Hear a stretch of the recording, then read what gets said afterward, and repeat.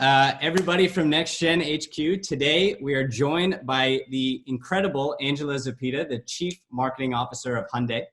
Angela joined the Hyundai team in 2019 after spending 3 years at their ad agency in Notion. Angela is a customer-centric marketer and an expert in online and digital marketing, super relevant for the next generation. She brings with her 25 years of experience, having worn many different hats over the years, and today she is here to share it all with us. Angela, thank you so much for being here. Welcome to Next Gen HQ virtually. Thank you. Thank you for having me. I'm very honored and thrilled to be here. We love that. I'm going to remind everybody to grab those notebooks because there's going to be a lot of notes that need to be taken during this session. We cannot wait, and we're going to dive right in with a little Next Gen HQ tradition. Some rapid fire questions. So we're getting right into it. These are quick hitters, whatever the first answer that comes to mind. Okay. Are you ready? I'm ready. Are you a coffee or a tea person? I'm one coffee in the morning, but I do like tea through the day. So I'm a little bit of both. Love that. Love that. What is one wellness habit that you have?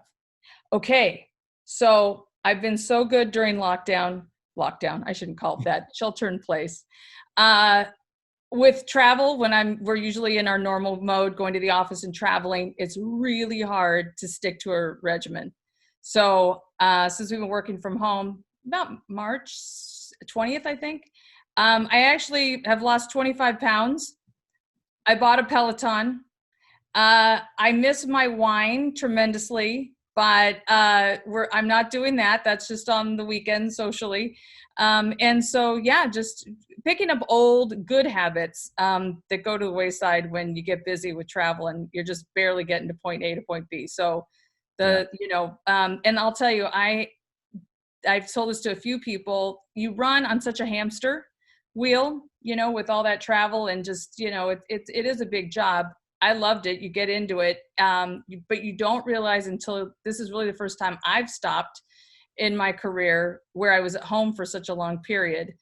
I didn't realize how tired I was. So I'm actually getting a lot more sleep, and I would recommend sleep maybe above everything else. So that's my wellness tip. Love that.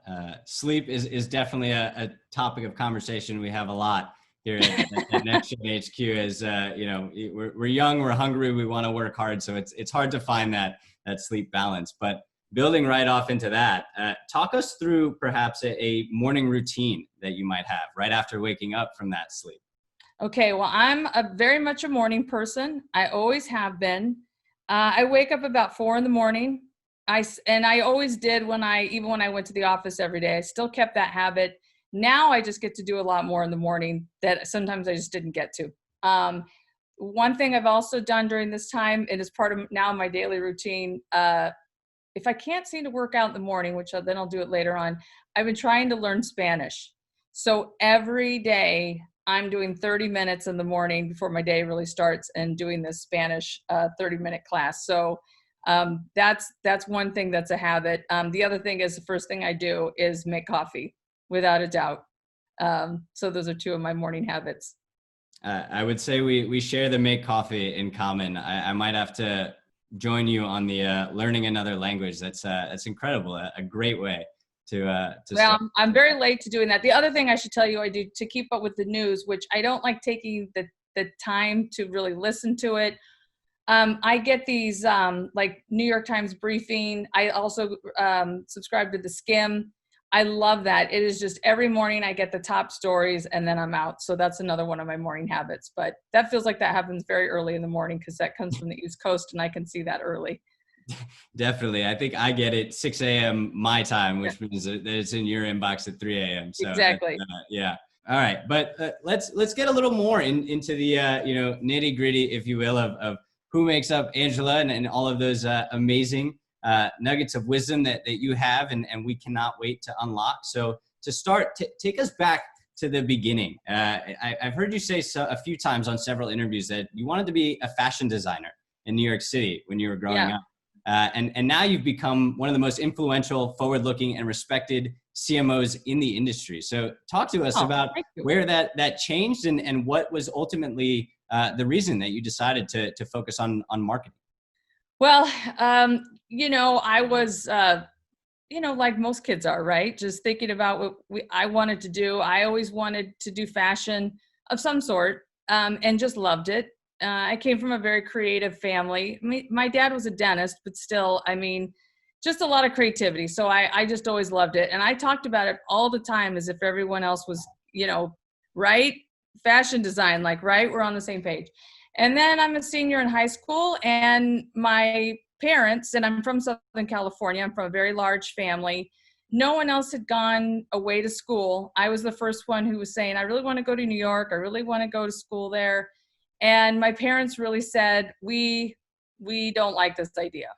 So being the good daughter that I was, of course I took what they wanted to happen for me. And so I ended up going to school locally, which honestly, I hated. I ended up, because I was so late, then applying to anything else because all my sites were on New York. And I had to abandon all of that. And I ended up going to school at Cal State Fullerton. I started there in the business department. It was just too dry. Like, it was just too far from where I thought I might be putting my focus. And I stumbled onto advertising a little by mistake. A counselor had said, well, maybe that's a good marriage of, sort of commerce and creativity, and that might be a better match for you. And that's how I actually started. Was I got a communications degree. You don't really learn about advertising or being in an agency in college. You get some basics about communication, but you have to kind of start at the bottom with an ad agency. So after school, I had this, communications degree, and I started at Faucon and Belding at the bottom. There was an office here in Southern California. It had Mazda as the account at the time. And my life personally took a couple weird twists. I was married young at the time. We went outside of the country for a couple of years. My ex-husband had a business. Actually, he did it in Mexico. And so then that fell apart, came back, and then I just had to sort of restart again. But I was very hungry in those years when I came back, and I was newly divorced, 30 years old, and just had a lot of energy, I think, to almost reinvent myself. It was like I chose all these weird things, I think, as a younger person that just didn't feel like that was really what I wanted. And I just found my beat in the agency life, and did well and made friends and just had a ball. And I ended up falling in love with this business. And it is the match of creativity and commerce that I think has kept me so fascinated. This is my first client side job. But about 10, 12 years ago, I went back to school to get my MBA, which I did very purposefully. And it actually has served me very, very well, because I think it's been priming me for taking on, I think, just a job that is about running a business. And communication is our solve for a lot of the problems we need to address. But it's about business at the end of the day. So I think that's really been a good thing for me to do as well. And that's where I am today. But people do ask me, like, well, so how did you get there and what did you do? And well, it's been actually almost 30 years. So it doesn't happen overnight. But if you do love what you do, just be patient with the journey. Eventually, you'll get to the place that you think that you'll get to. And just have a good time at whatever stage you're at. I love that. And I think, so many things jump out to me there. You saying you were hungry at those times. I think a lot of people probably don't know the full story, but I know that you were getting your MBA. You were the CEO of an ad agency at the same time. You had to tell everybody that you were going out every other Friday for 2 years in order to pursue your MBA. So talk to us about that. How would you look at the next generation and tell them something to the effect of, valuing your education and yourself and your personal growth, while also continuing to do all of the amazing stuff that you want to do in your career? I'm really glad you framed it that way. I have been asked about this a lot. I think because education is a little under scrutiny. It's so expensive. What do you really get out of it? Even people I went to do the MBA program with, they're like, I don't know if I really got anything out of it. Man, do I feel like I got my value and more. And it was expensive and it was hard, but it was also exhilarating. And I'm just a personality that I like stretching myself. It was only for 2 years. It was the executive MBA program, which is an interesting thought because I think it's a 4-year program they shove into 2 years while you're working full time. But it was at the height of the, financial meltdown, which was fascinating to be in school at that time. Nobody understood what was really happening. Of course, it became much more transparent after the fact. And so that whole time period was really, really interesting, to invest in yourself, to help progress yourself. That one thing that comes out, do I remember everything about statistics or even accounting? No, but it gives you critical thinking. And there's nothing better than that. And being able to take your thoughts and put them down to paper and communicate those thoughts to someone else, I think is a real skill. And it is a little lost. I think the rigor of getting an education helps train your brain to think like that. And so I just think there's such value in always learning. Obviously I'm a learner. I'm now taking Spanish. But I just love it. So I would say to anybody who has, they're standing right on the precipice of either pulling the trigger or not, do it. There's no good time to really do it. Was that a good time for me to do it? Probably not bad. But it was tough. That was a big job I had at the time. But I had an amazing team. Our main client was very, very supportive. So I had a little bit of a release to be able to take the time when I needed to really do that program. So if you get the opportunity and you have the desire, just do it. Just do it is what I would say. Huge value in getting education. I love that. And I think, one of our values here is also never stop learning. So love that. That's why I loved hearing that, you're taking Spanish 30 minutes a morning now. So that's amazing. But switching gears a little bit and diving into a little bit more of, your role currently at Hyundai, I think, one thing that jumps out to me is Hyundai's slogan, which is better drives us. I'd love to hear more about what this means to the company, how it's evolved since its inception in the 60s, and maybe what it means to you, this idea of better drives us. Okay, such a good and loaded question. Because as a new CMO, which I'm 9 months into this job, I was brought in basically to build this brand. My client, who went on to another position, the previous CMO, he was an incredible digital marketer. That it was more of his skill set than anything else. And so we really put a lot of emphasis on driving leads, which was perfect for the time because we didn't have quite the portfolio of vehicles that we do right now today. That is relatively new. I would say the last 18 to 24 months, the lineup at Hyundai is not what it was before. Now we have a full portfolio of SUVs, with our biggest halo vehicle being the Palisade, our smallest being Venue. And we have a brand new Sonata, for the sedan segment, which is, it's decreasing, but it's still there. Incredible car. And we've got our new Elantra coming out. We have a new facelift. Just so much, plus all of our green vehicles. So now was the time to really talk about building the brand. And, our counterparts in Korea, this is an interesting dynamic, and this is the only reason why I mention it. The Hyundai brand in Korea has incredible market penetration. There's only a few other car brands that are sold in that country. So completely different brand than it is here. We are a challenger brand here. There's no way of getting around it. And we've been here for about 30 years. And we just have to position ourselves very differently than the way Korea does. So we're working with Korea on what their global strategy is, which that is Progress for Humanity, which is great for the company because that is at the heart of the DNA of the company, which I'll explain in a minute.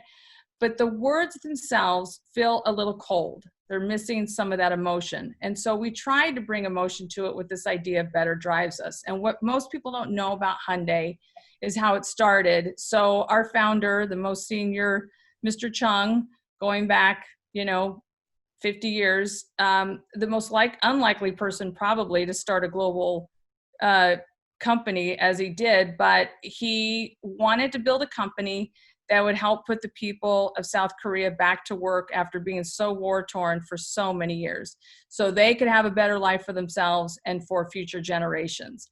And, talk about a little engine that could.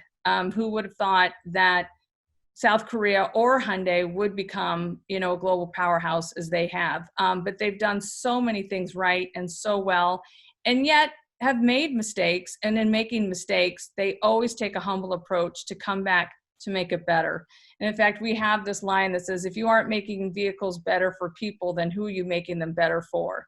So there's always this sensibility of, we never stop trying to really give the best. And we have a lot of car brands we admire and would love to emulate. And I think we're just at that point. Come talk to me in a year, 2 years, and I think we'll say we made some good bets. So, that's really the heart of Better Drives Us. Are those words really going to stick for the future? I'm not sure. One of the issues we have is that the brand has never been well defined. It really is a sales and engineering organization at its core. Only recently do I think it thinks itself as a marketing first company. So that change in understanding how to build a brand for the long term, and consistency is one of those pillars, I think needs to be challenged, and we need to get a lot of people on board. We're also a very consensus-based organization. So there's a lot of voices that we listen to. So, we're trying to get to a very good place. But in the meantime, our cars are phenomenal. So, we're trailing a little bit on actually telling the story of Hyundai, but my goal is to just have people fall in love with Hyundai and make huge fans of the brand. And if we accomplish that, that would be a phenomenal success for this company.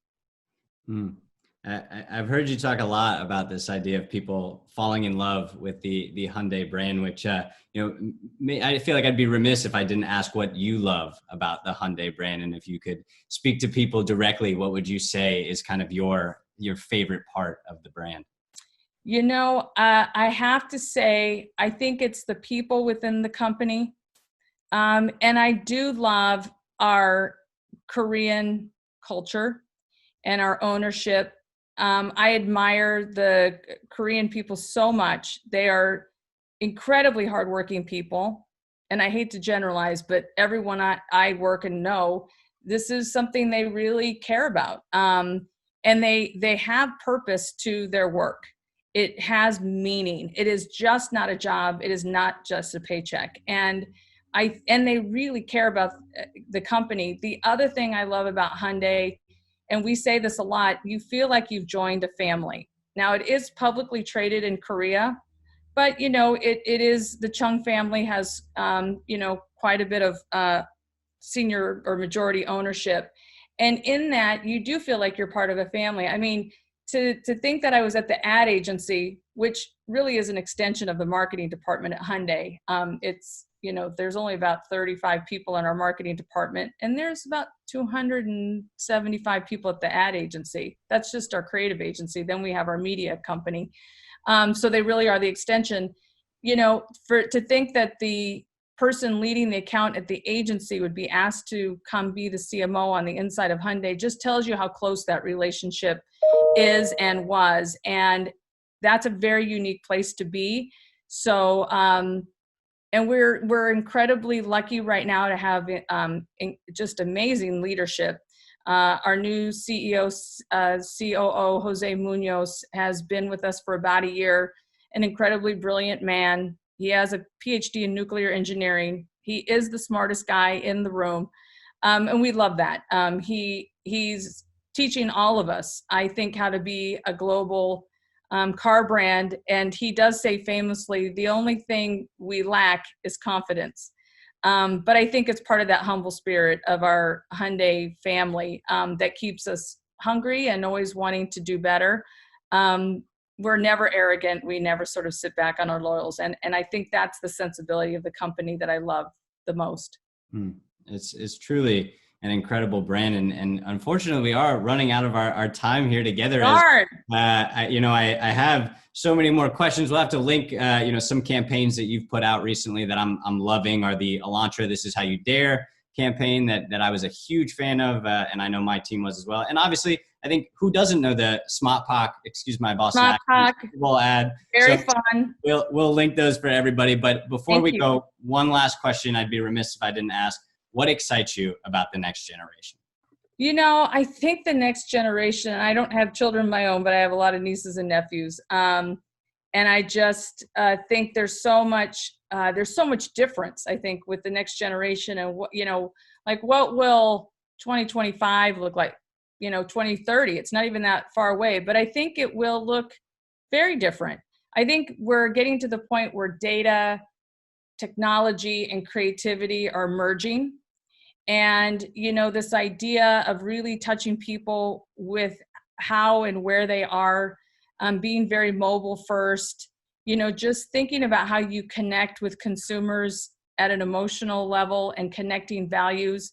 As I think channels become different and more fragmented, there's still a way to connect. And I do think there's incredible opportunity with Gen Z. Now we have millennials who are really starting families and starting to buy their first cars, and they're very different from my generation. But I think there's just I think we're going to get some really smart marketing like we've never seen because of this marriage of data and technology and creativity that's going to take it to the next level. In some ways I feel like we took what was traditional creativity and then just put it in a digital channel, right? That's how everybody started. And now we're realizing that you can really take advantage of like right now we're all struggling with, we spent a lot of our budget on auto shows and experiential, touching customers one-to-one physically in spaces. Well, with COVID-19 not happening. But we still need to touch our prospective customers and our owners, because that's a huge part of getting them to, it's sheet metal, it's sexy, it's gorgeous, people want to see it. And how can I get that emotion across if I can't go to a dealership, or if I can't go to an auto show, or I can't? So this is what we're trying to figure out, is what is the next phase? Will COVID go away? Will some other pandemic come? I don't know. This could be a new normal we've lived in for maybe forever. So how do we deal with that? And I think using just digital and technology in a new and fresh way that really feels like we're connecting and you're really there with each other, I think is an exciting thing to think about. And to me, that's the future. I think anything goes at this point. I think it could be a lot of different things. And I'm going to give you my book. I guess it's a book. I love the movie too. These are the classics. If you could tell, where Sense and Sensibility. That is one of my favorite stories of all time. I'll give you that one. I think no one will say there's something goofy about that. But anyway, I appreciate that. Thank you. I think one thing to leave everybody with is anything goes. I think that's a great outlook for the future. So Angela, thank you for your time. Thank you. Amazing. It was a pleasure having you on board, and hope to connect again soon. You bet. Pleasure was all mine. Lovely to be with you. Thank you so much for the invitation. Thank you.